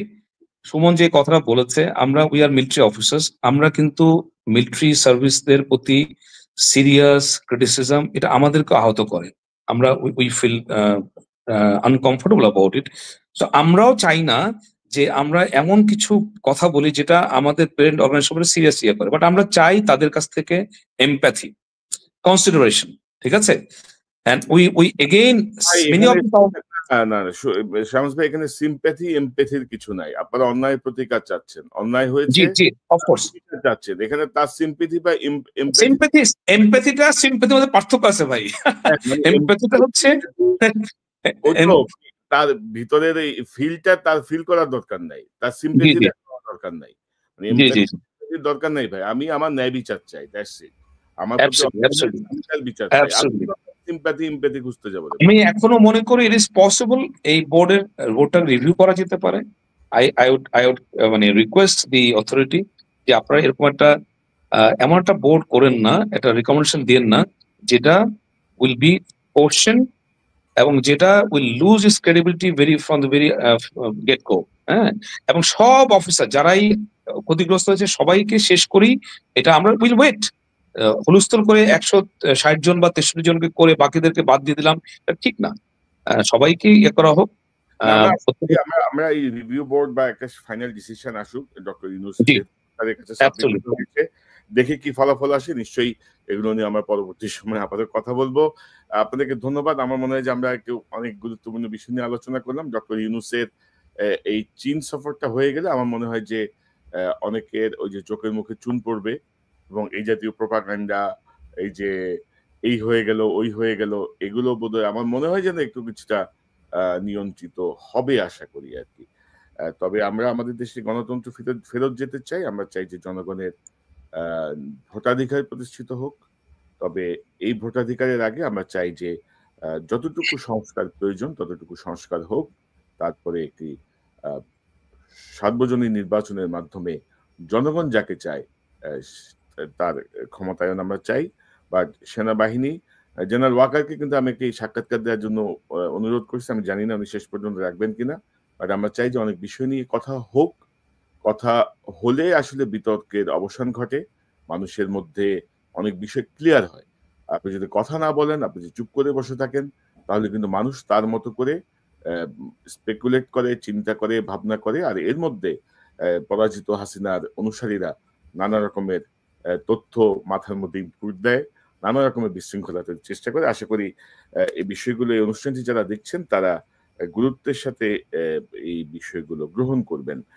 মেজর সুমন, কর্নেল শামস, আপনাদের দুজনকে ধন্যবাদ। নিশ্চয়ই আমরা, আপনি যে গুরুত্বপূর্ণ বিষয়টি বললেন, নিশ্চয়ই আমরা এই অবসরপ্রাপ্ত বা বঞ্চিত বা শেখ হাসিনার প্রতিহিংসার শিকার, নট অনলি শেখ হাসিনা, তারেক সিদ্দিকের প্রতিহিংসার শিকার হয়ে যারা সেনাবাহিনী থেকে অকালে চলে যেতে হয়েছে, শাস্তি পেতে হয়েছে, তারা নিশ্চয়ই তাদের যথাযোগ্য সম্মান, মর্যাদা এবং ক্ষতিপূরণ পাবেন, সেটি আমরা বিশ্বাস করতে চাই। জেনারেল ওয়াকার যেভাবে অন্তত হাদিসের কথা বলে তিনি যেভাবে বক্তৃতা শুরু করেছেন, তাতে আমার মনে হয় যে তিনি এই বিষয়টার বাইরে যাবেন না। সুমন ভাই, ইন্টারেস্টিং কি জানেন, ওনার পুরো বক্তৃতার যতটুকু আমি পেয়েছি আমার মনে হচ্ছে উনি একটা ইয়োগা ক্লাসে আছেন। শেষের দিকে দেখেন রিস্ট্রেইন রিস্ট্রেইন রিস্ট্রেইন, এথিক্স এথিক্স এথিক্স, সবকিছু মিলিয়ে আমার মনে হচ্ছে উনি একটা কুল ডাউন করার একটা, দ্যাটস ভেরি গুড অ্যাকচুয়ালি। না, এটা কিন্তু ওনার আগে থেকেই স্বভাব। উনি যখন ক্লাসও নিতেন তখন তার শেষে চেষ্টা করতেন স্পেসিফাই করে, ভাই জাস্ট 30 সেকেন্ড। মানে করেন শামস স্যার, আমি একটা জিনিস বলি কি, এখানে আগের রেফারেন্স আসতে পারে আওয়ামী লীগের সময় এক র্যাঙ্ক অন্যান্য কিছু, এখানের জিনিসটা কিন্তু আলাদা। অফিসারদের হয়েছে, গুম করা হয়েছে, তাদেরকে জেলে রাখা হয়েছে, তাদেরকে জঙ্গি বানানো হয়েছে। আর বড় কথা, জেনারেল ওয়াকার, আপনি বা আপনার সাথে অফিসাররা এটা করে নাই, কিন্তু আপনি অন্তত করেন নাই এগুলা, এই খারাপ অন্যায় তো আপনি করেন নাই। সুতরাং আপনি এই কাজটা করেন স্যার, তাদেরকে সম্মান দেন, সম্মান কিন্তু আপনার এবং সেনাবাহিনীরই বাড়বে, এটাই আমার কথা। আর 25শে ফেব্রুয়ারিতে আপনি যে ওই যে ফুল স্টপ দিয়েছেন, ওইটার উপরে ফ্লুইড লাগাই দেন, একটা ফ্লুইড দিয়ে দেন। আমি আশা করবো অন্তত শেখ হাসিনার বিচারের ফুল স্টপ দেওয়ার কোনো সুযোগ নেই। আমি অ্যাকচুয়ালি কনক ভাই কালকের বক্তব্যের পরে আমি আশা করি I have seen a fundamental change in the tone. আশা করি যে all will take a stock of everything এবং আমরা will see positive outcome from this ইনশাআল্লাহ। ভাই দেখেন, আমি হচ্ছে একদম সিভিলিয়ান পারসন, একেবারে অতি সাধারণ মানে সিভিলিয়ান। বিডিআরের বিচার হইলে আমার কি, সেনাবাহিনীর দুর্নীতিগ্রস্ত অফিসাররা বিচারের সম্মুখীন হইলে বা সেনাবাহিনী যদি তার সমর্যাদায় ফিরে যায়, আমার কি, আমার কিছুই না। আমার দেশের মর্যাদা বাড়বে, সেনাবাহিনী, সেটাই হচ্ছে মূল বেনিফিট। আমার তার অন্য কোনো বেনিফিট নেই। সো এই জন্যই কথা বলে যাচ্ছি, এই জন্যই চেষ্টা করে যাচ্ছি। আপনাদের দুজনকে অসংখ্য ধন্যবাদ আপনাদের মূল্যবান সময় এবং আলোচনার জন্য। ধন্যবাদ। আসসালামু আলাইকুম। ওয়ালাইকুম আসসালাম। ওয়ালাইকুম আসসালাম। দর্শক, এতক্ষণ যারা অনুষ্ঠান শুনলেন, নিশ্চয়ই আপনারা এই আলোচনার মর্মার্থ উপলব্ধি করতে সক্ষম হবেন। অনেককে অনেক রকম ভাবে সমালোচনা করেন। আমরা আশা করি আজকের এই অনুষ্ঠানের পরে ডিজিএফআই, এনটিএমসি বা অন্য কারো যদি কোনো বট বাহিনী থাকে, তাদেরকে দয়া করে নিয়ন্ত্রণ করবেন। পরিস্থিতি কিন্তু হাসিনার যুগ নাই, এটা সেইভাবে কাজ করলে হবে না। আর বট বাহিনীর বা আজে বাজে কমেন্টস দিয়ে আমার মনে হয় না যে আমাদের কণ্ঠকে আপনারা রোধ করতে পারবেন। বিএনপির হুক্কা হুয়া বাহিনী কোনো লাভ নাই, চিল্লি করে কোনো লাভ নাই। আমরা কিন্তু বিএনপির পক্ষেও না, আওয়ামী লীগের পক্ষেও না, জামাতের পক্ষেও না, নতুন ছাত্রদের দলের পক্ষেও না, আমরা আমাদের দেশের পক্ষে। কোথাও যদি যেকোনো ব্যত্যয়, যেকোনো রকমের কনফিউশন, যেকোনো রকমের বিষয় আমাদের চোখে পড়ে বা আমাদের কাছে তথ্য আসে, সেই বিষয়গুলো আমরা সামনে নিয়ে আসব। আর একটি বিষয় যখন সামনে আনা হয়, যেমন ধরেন এখন যদি আমি বলি যে আপনারা জরুরি অবস্থা জারির পায়তারাকে নিয়ে যে রিঅ্যাক্ট করেছেন, ভবিষ্যতে কি ইনফরমেশন আসলে আমি আপনাদের সঙ্গে শেয়ার করব না? আমি অবশ্যই শেয়ার করব। আর আপনারা আমি কমেন্টসে দেখছিলাম যে এগুলো বট কমেন্টসই সম্ভবত। পিনাকি ভট্টাচার্য, ইলিয়াস হোসেন সব মিলিয়ে আপনারা অনেক মন্তব্য করছেন। আমরা প্রত্যেকের জায়গায় ইন্ডিভিজুয়াল, আমাদের প্রত্যেকের নিজস্ব এডিটোরিয়াল পলিসিতে আমরা কাজ করি। খুব গুরুত্বপূর্ণ কোনো ঘটনায় আমরা এই ৩ জন একসাথে সে বিষয়টি আলোচনা করার চেষ্টা করি। এবং আমরা যখন আলোচনা করি তখনও আমরা এডিটোরিয়াল পলিসি অনুযায়ী কথা বলি। আমরা কেউ কারো দ্বারা নিয়ন্ত্রিত না, আমরা কেউ কারো দ্বারা প্রভাবিত না। আশা করি আপনাদের এই ভুল ধারণার অবসান ঘটবে। আশা করি অ্যা আজে-বাজে কমেন্টস না করে আপনারা বোঝার চেষ্টা করুন পরিস্থিতি কোন দিকে যাচ্ছে। উগ্রতা দেখিয়ে গালাগাল করে কোনো ফায়দা কোনো দিকেই হবে না। আওয়ামী লীগ বহু চেষ্টা করছে, বহু কিছু করে গেছে। কোনো ফায়দা হয়নি। আল্টিমেটলি পালাতে হয়েছে লেজ তুলে। দর্শক, এই চ্যানেলটি সাবস্ক্রাইব করে আমাদের পাশে থাকুন। এই চ্যানেলের মেম্বারশিপ নিয়ে আমাদের পাশে থাকুন। আবারও দেখা হবে ইনশাআল্লাহ। আসসালামু আলাইকুম।